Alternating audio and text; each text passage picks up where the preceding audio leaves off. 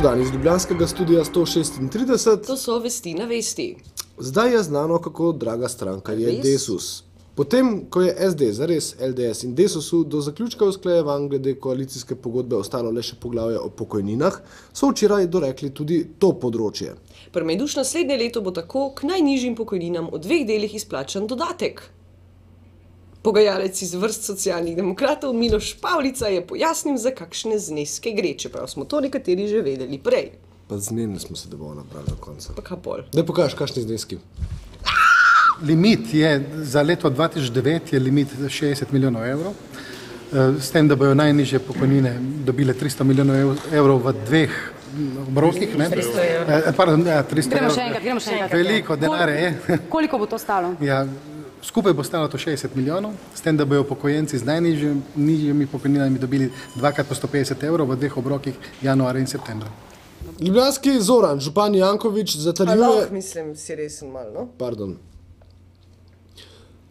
Peter Vilfan zatrjuje... Alo, cajt gre. Pardon. Majda Širca zatrjuje, da stranka... Alo, a bo še nehal se zabavati? Gremo. Borut Pahor zatrjuje, da stranka upokojencev v koalicijskih pogajanjih ni izsiljevala. Končno.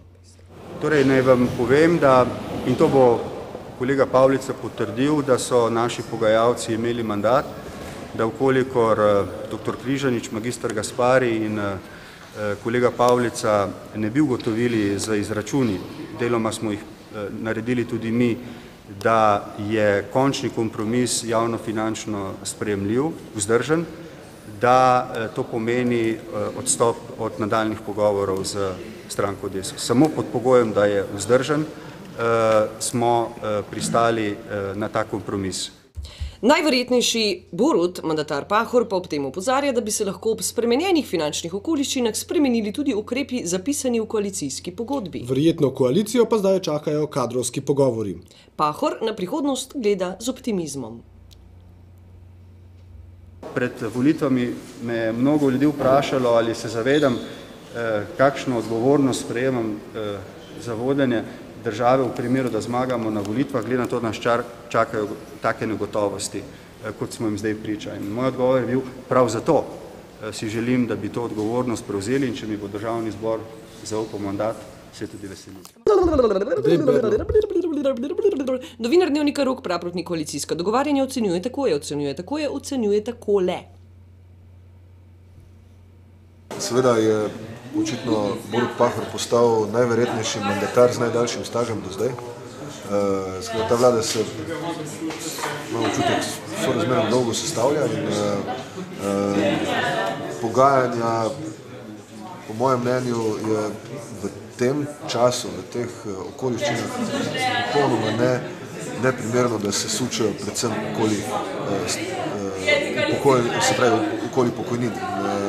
Takšna stvar v teh razmerah, po mojem, ni na mestu in upravičujejo se napovedi, da bo Desus pač drag koalicijski partner.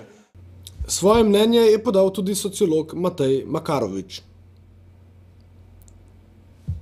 Desus se je nekako iz Janševe vlade navadil, da lahko uveljavlja svoje interese kar precej učinkovito.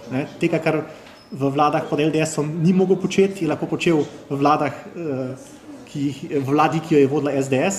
In zdaj seveda vsaj predsednik Erjavec poskušal nekako, kolikor se da ta vzorec prenesti tudi v novo vlado. Gremo malo jamrati. Snemi!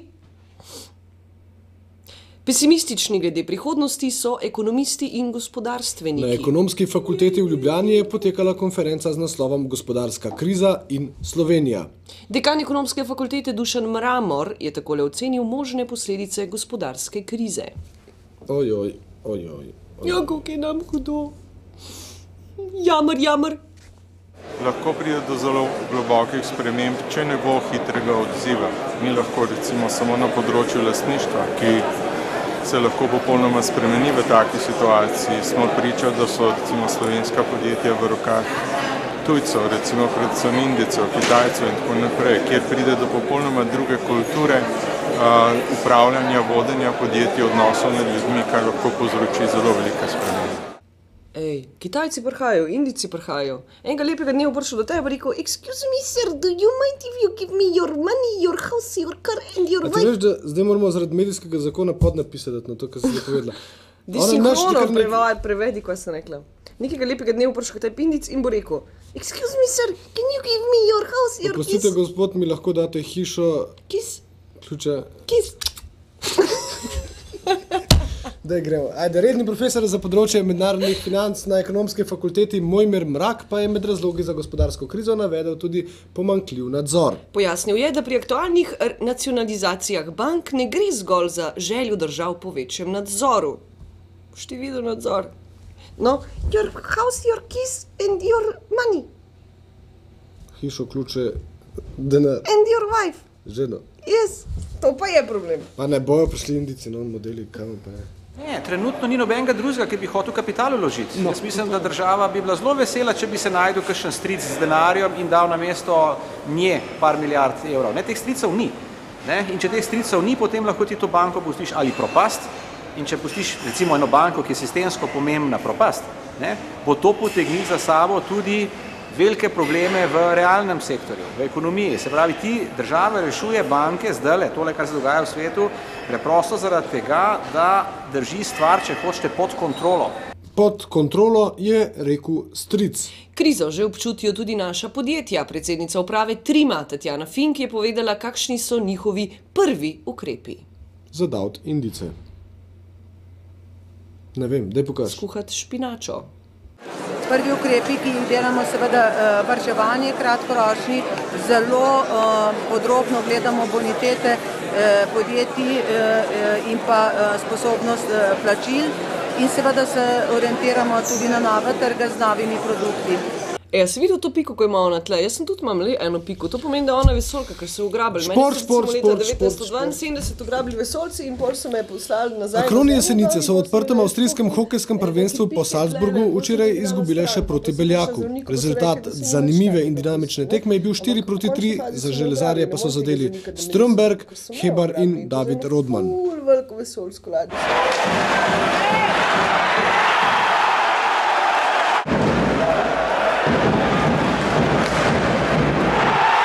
Sploh ne vem, kaj ne rečem. Jaz bi rad kaj povedal, pa ne znam povedati nič na to temo, ker to... Ne vem, kaj se to dogaja, res. Upam, da od tega čim manj. Česa ste sposobni letos? Zmagati. Prvenstvo? 100%. Slovenija, Slovenija, Slovenija. Kultura. Zmer moram jaz ostati, kot prije komentator. Tiho. Na včerajšnjih sozvočjih sveta smo v hostlu Celica ujeli zanimivo mednarodno zasedbo z imenom Okre, ki z množico različnih inštrumentov med drugim preigrava tudi irsko glasbo. To pomeni, da jo preigravajo in da je tudi irska glasba vmes in da imajo glasbo in da je irska in da so inštrumenti in da telefon zvoni. Telefon imaš pet. Zataknila sem se. Irska glasba.